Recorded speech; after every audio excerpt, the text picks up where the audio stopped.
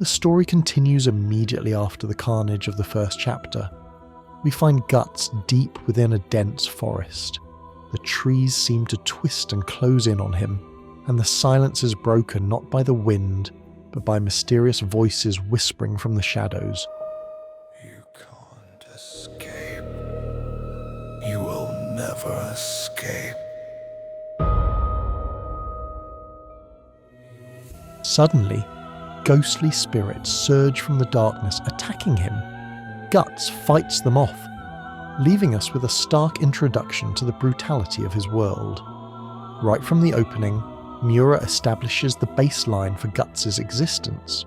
Most fantasy heroes fight monsters to save a town or complete a quest. Guts fights monsters just to take a breath. The forest itself feels hostile, because for Guts, the entire world is a trap. The voices telling him he can't escape aren't just threats, they represent his daily reality.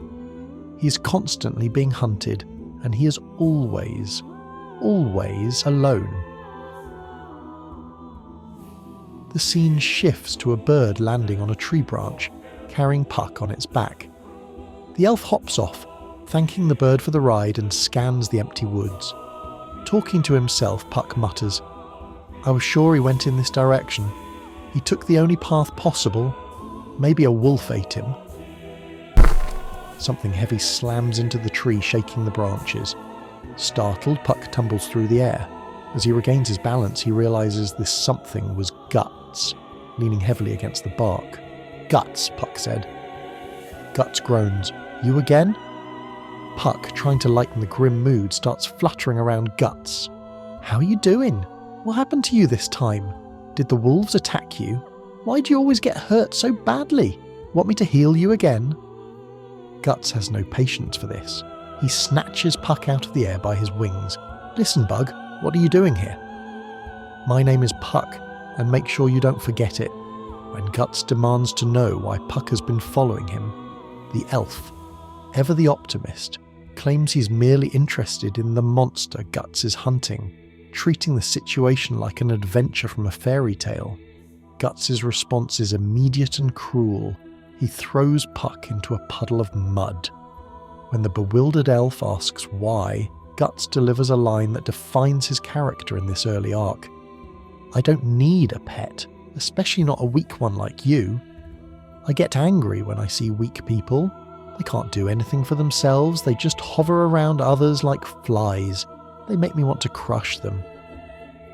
With that, he leaves the elf behind. It's a harsh, unlikable moment for our hero, but it sets up a crucial contrast for what happens next. The heavens open up, and heavy rain begins to fall. As Guts trudges along the muddy road, a horse-drawn carriage pulls up beside him. The driver's a kindly priest, accompanied by his young daughter. "Do you need a ride? The rain is heavy." "No," Guts refuses. "Leave me alone." Despite Guts' cold refusal, the priest insists on giving him a ride. Guts stops and looks the man in the eye. "I'm saying this for your own good. Evil spirits are chasing me, a whole troop of them." The priest is surprised but smiles warmly, reassuring Guts that he is blessed by God, and that he even carries a lucky spirit. By the spirit he means Puck, who is already hiding inside. Figuring he has nothing to lose, Guts climbs in. Immediately the brand on his neck begins to throb. He feels eyes watching him from the tree line. Inside, Guts and Puck exchange annoyed glances. Puck warns Guts not to complain this time since he was there first. The priest's daughter, Colette, offers Guts a bottle. "Have some homemade wine. It'll warm you up." Guts takes a drink, and when Puck begs for some, Guts tosses the bottle to the elf. Colette notices the scars crisscrossing Guts' body. "Those wounds, how did you get them?" "Evil spirits are after me," Guts says honestly. "That can't be real, can it?" The priest laughs nervously. "Don't frighten my daughter like that. By the way, is that thing a sword?" "No," Guts jokes sarcastically. "I just use it for cooking." The priest laughs, noting that he could probably slice a horse with that cooking utensil, but his tone shifts. By the looks of it, you seem to be a mercenary. I don't have much respect for jobs built on killing. Living by the sword means you die by the sword. And that, Guts retorts, is why I don't like priests. The priest sighs, his expression turning melancholic. Don't say that. My nephew also chose the way of the sword. He left home 5 years ago. He died on a battlefield. Just another unknown warrior whose name no one remembers. If only he'd lived. Maybe he'd have a family now. Maybe he would be enjoying life's little joys. How foolish. Guts falls silent for a moment. So what's the problem? He finally asks. He did what he wanted. Right or wrong doesn't matter, as long as he was happy. When you die, that's just the end of it. There's nothing more after that. Nothing at all. Guts then says he's going to sleep for a bit. The priest's daughter covers him and wishes him pleasant dreams. She avoids looking at Guts, keeping her eyes on Puck. Puck's startled. He mutters to himself, "Why is she staring at me like that?" I can't help but smile. For Guts, sleep is just another battlefield. He finds himself running through an endless dark corridor.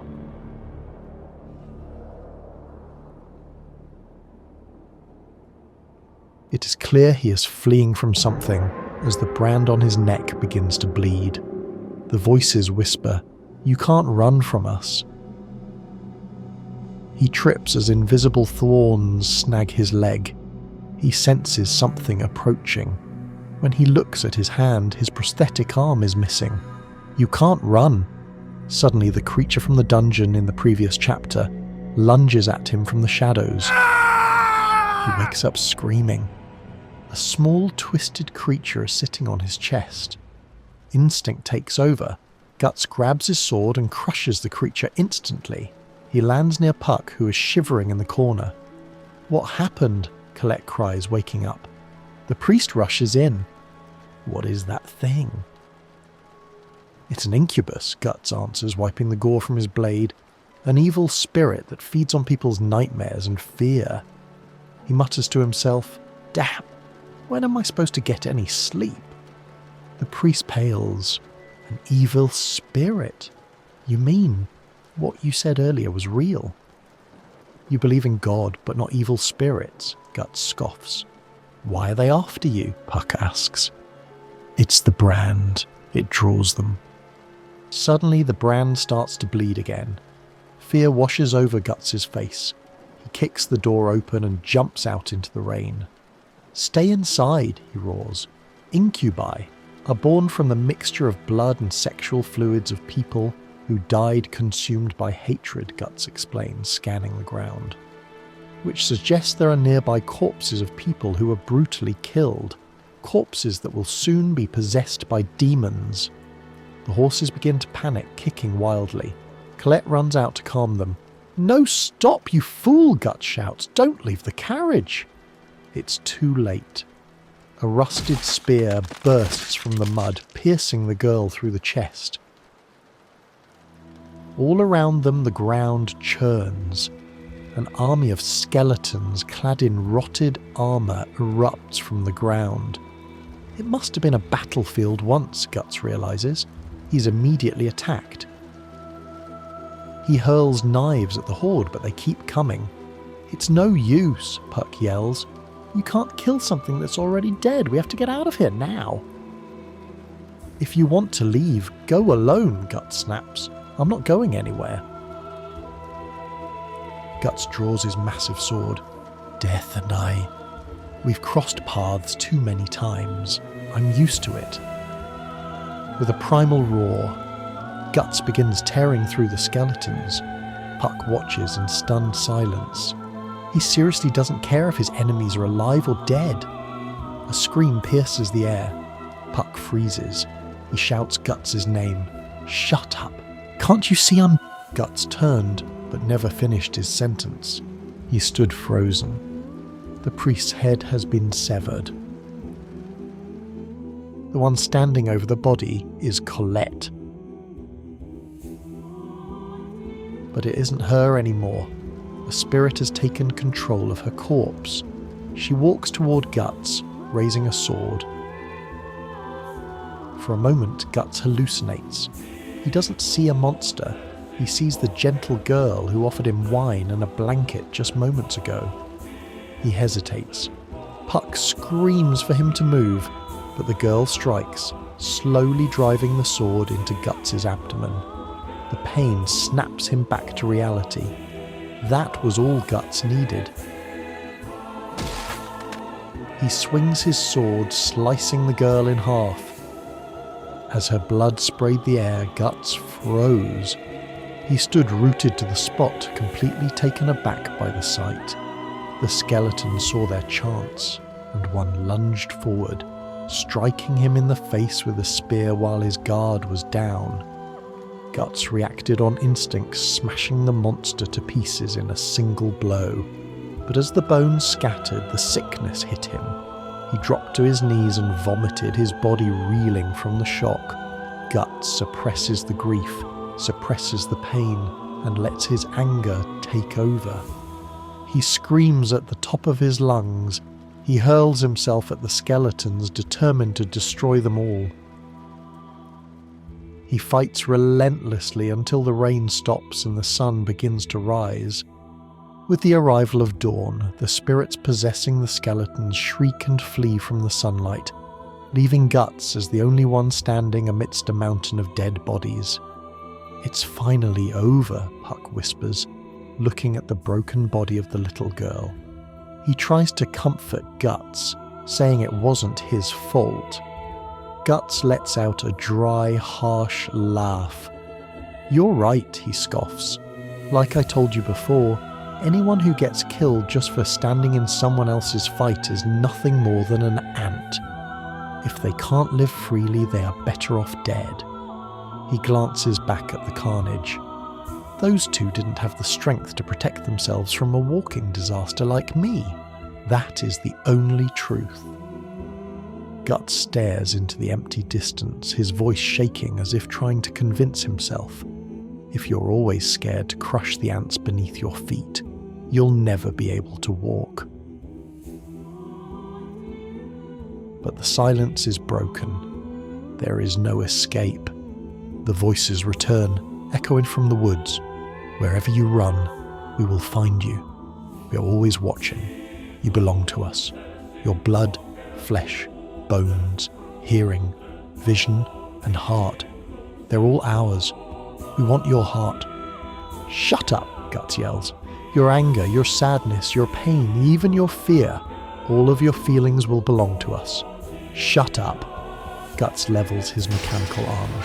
With a deafening boom, his cannon blasts the forest, silencing the voices in an explosion of fire. In the ringing silence, we see the hidden sorrow in Guts' eyes.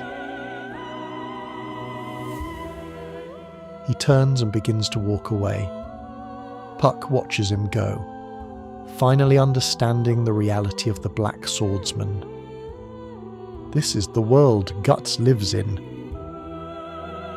And without a word, the little elf followed him into the journey.